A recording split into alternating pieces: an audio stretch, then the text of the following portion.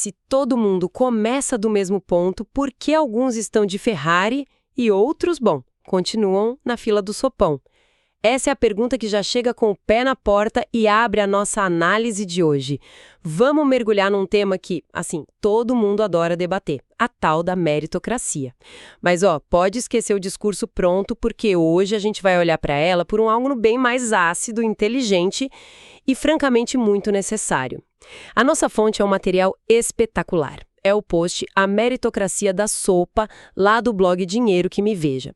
E para quem não conhece, o blog se descreve como um espaço de, abre aspas, educação para a vida com ironia, humor refinado e uma pitada de veneno existencial. Fecha aspas. E a mente por trás disso é a Roquei Dube, uma mulher cega que, na própria descrição dela, enxerga muito mais do que parece. E olha, lendo o texto a gente não tem a menor dúvida. A lucidez dela para desconstruir esse mundo é algo que obriga a gente a parar para pensar. Antes da gente mergulhar de cabeça nessa sopa de ideias, fica aquele convite. Comentem o que acharem, se inscrevam para não perder as próximas análises e um agradecimento, assim, mais que especial ao professor Júlio Facó pela curadoria deste material incrível e, claro, a parceria com o blog Dinheiro que Me Veja e a brilhante Roquei Dube. E a nossa missão aqui é justamente essa. É usar a lógica afiadíssima da Roquei Dube para desmontar as engrenagens por trás do discurso da meritocracia. Não é sobre dizer se a ideia é boa ou ruim, em tese.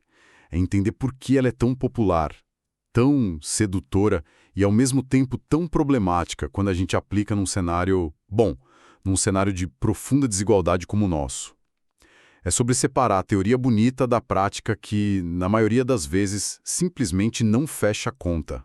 Essa ideia de separar a teoria da prática é o ponto central, né?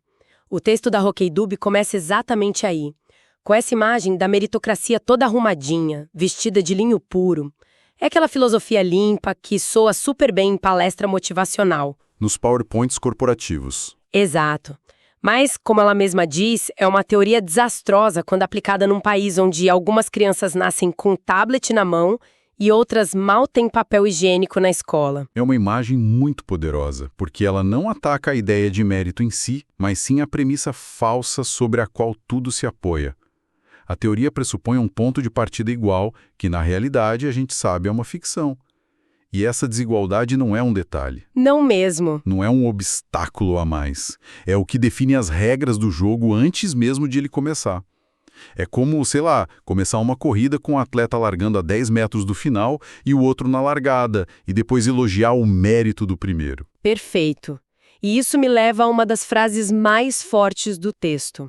Para mim, resume tudo. O esforço, quando não rende aplauso nem pão, vira fadiga crônica. Isso simplesmente destrói aquela ideia romântica de que basta se esforçar. O texto mostra que muito esforço, sem a estrutura certa, só gera exaustão. E essa fadiga é o ponto crucial. O texto não diz que esforço não importa, mas que existe um limite para o que ele pode alcançar sozinho. É a diferença entre correr uma maratona e, correr numa esteira quebrada. Em uma você chega a algum lugar, na outra você só se cansa. E a metáfora que a autora usa para essa esteira quebrada é genial. O elevador social em manutenção desde o governo do Marechal Deodoro. É cômico e trágico, porque todo mundo sabe que o elevador está quebrado, mas o discurso oficial continua sendo aperte o botão com mais força. Exatamente. A imagem do elevador mostra como o discurso da meritocracia, de forma muito conveniente, ignora as barreiras estruturais. Não estamos falando só de esforço. Falamos de herança, de contatos, acesso à educação de qualidade. Capital cultural. Capital cultural. São fatores que o talento sozinho não supera. O jogo, como a autora deixa claro, já começa com cartas marcadas. Alguns recebem o baralho inteiro, outros 2 cartas e a obrigação de sorrir. E se o elevador está quebrado, quem deveria ser o mecânico? Em tese, o Estado. Mas o texto coloca o Estado no banco dos réus. Mostra como ele vive numa sinuca de bico. A autora aponta com um sarcasmo delicioso. Se o Estado distribui renda, é assistencialismo. Se corta, é ajuste fiscal. E se tenta educar de forma crítica, está doutrinando. Se não faz nada, está promovendo a liberdade de escolha. Parece que não tem saída. Pois é. E essa dualidade revela uma desconfiança crônica, muitas vezes programada, no papel do poder público. E é nesse vácuo que surge a sedução da privatização. Sim. O texto ataca isso de frente. A narrativa é: se o Estado é ineficiente, entrega tudo para a iniciativa privada, que ela resolve. Só que a provocação do texto é: resolve para quem? E a resposta é cortante. A iniciativa privada quer consumidores, não cidadãos. Quer gente treinada, não educada. Isso é muito forte. É fortíssimo. Ela critica aquela cultura da empresa que espera um funcionário que aceite tudo, sem nunca perguntar por que o lucro bate recorde, mas o vale-refeição dele não compra mais nenhum pão francês. E se a gente conectar isso ao quadro geral, a gente vê uma tensão fundamental. A lógica do mercado, o texto argumenta, é a do lucro, da eficiência. A lógica da cidadania, por outro lado, é a dos direitos, do pensamento crítico, da participação. São impulsos diferentes, às vezes opostos. O ponto não é que a iniciativa privada seja má, mas que a lógica dela não pode ser a única a reger a sociedade. Então, o risco, segundo o texto, é que ao privatizar tudo, a gente acaba terceirizando a própria formação do cidadão. Exatamente. O risco é enfraquecer a formação de cidadãos que questionam em favor de uma força de trabalho mais Dócil. mais alinhada. A formação do indivíduo completo fica em segundo plano.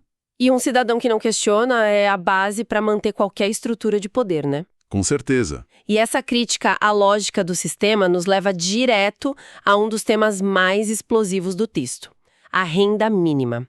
A autora chama de aquele palavrão que deixa liberais nervosos.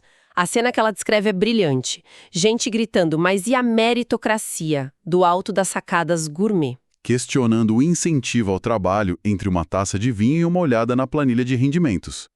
É uma imagem poderosa porque expõe o que o texto chama de indignação seletiva.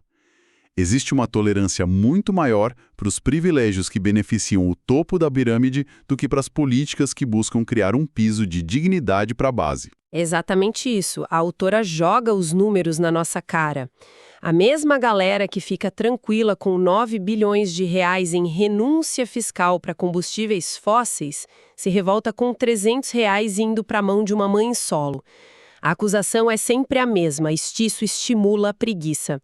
E a resposta do texto é uma das mais contundentes. Spoiler: pobre trabalha muito. O que não faz é enriquecer. Essa frase é um soco no estômago. É um soco. E aqui vem o argumento central, que é uma virada de chave. A redistribuição de renda, na visão da autora, não é utopia ou caridade. É engenharia de estabilidade. É uma ferramenta de manutenção para, e cito, evitar que o prédio caia enquanto os andares de cima brindam.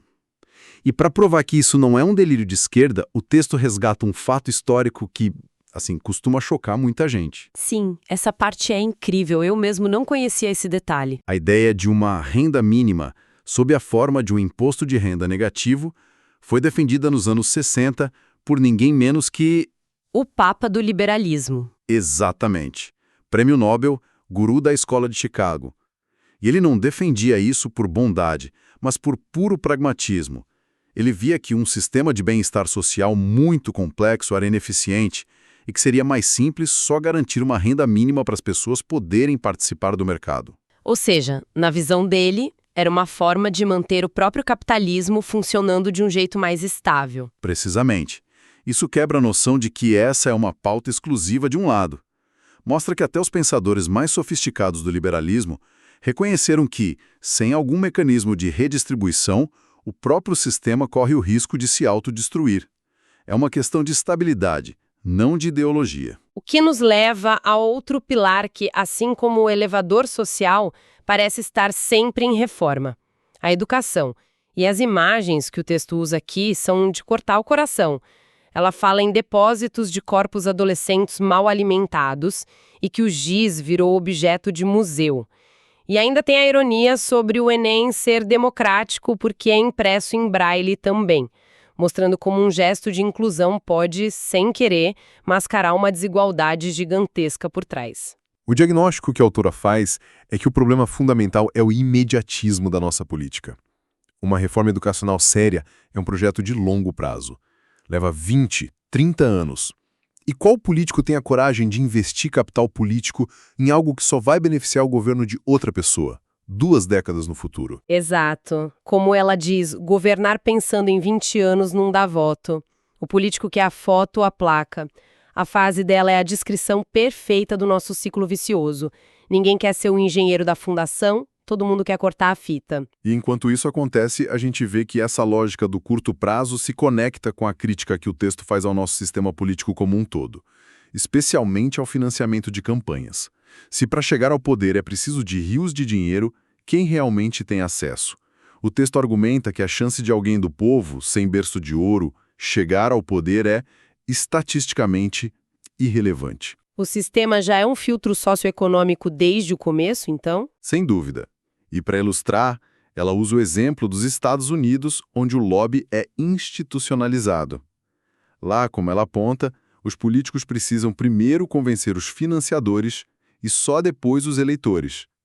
O resultado, na visão ácida do texto, é o Congresso que funciona como um puxadinho corporativo. E para fechar essa discussão sobre poder, o texto traz uma anedota final que é de arrepiar. Conta que o jovem herdeiro da família Morgan, uma das mais poderosas da história, disse um dia que queria ser presidente. E a mãe dele, a matriarca, respondeu: "Meu filho, presidência é ofício de empregados. Sua missão é mandar neles." Essa anedota é a cereja do bolo. É a ilustração perfeita da ideia de uma plutocracia com um verniz de democracia. O poder de verdade, na visão que o texto apresenta, não está em ocupar o cargo, mas em controlar quem ocupa o cargo. É a diferença entre ser o ator no palco e ser o dono do teatro. Então, juntando todas as peças, o que tudo isso quer dizer? A conclusão do texto é um verdadeiro manifesto. Ela argumenta que defender meritocracia, sem lutar por igualdade de oportunidades, é, na prática, defender um jogo de cartas marcadas. Que vê educação como gasto e não como investimento é apostar na ignorância como política de Estado. E que tratar a renda mínima como esmola é ignorar a tal da engenharia de estabilidade do sistema. Exato. A grande provocação no fim é que esses não são problemas de falha de caráter individual. Não é sobre o pobre ser preguiçoso ou o rico ser malvado. São problemas estruturais. A engrenagem do sistema deixada sem rédeas tende a gerar vulnerabilidade como parte natural de seu funcionamento. A desigualdade nessa lógica não é um bug, não é um erro no sistema. É uma feature, é uma característica intencional. E o texto termina com uma frase que deveria ser emoldurada. Ela diz: "Se você ainda acha que o problema do país é o excesso de direitos, talvez esteja do lado errado da fila e do lado certo do privilégio." É um checkmate argumentativo. É um final poderoso. O texto nos oferece esse diagnóstico contundente sobre as achadoras do sistema. E faz isso com uma clareza, com uma ironia admiráveis. Mas, para além da crítica, fica uma reflexão, né? A questão que permanece no ar é: se a meritocracia, como a gente entende hoje, é uma promessa vazia, qual seria a primeira peça que a gente precisaria mover para começar a consertar o tabuleiro? Seria o financiamento da política, para que o poder econômico não dite as regras? Seria a base da educação, para garantir que todos tenham de fato um ponto de partida justo? Ou seria garantir um piso de dignidade, uma renda básica, para que as pessoas possam, antes de tudo, começar a jogar, em vez de só lutar para sobreviver? Acho que essa é a pergunta que fica ecoando.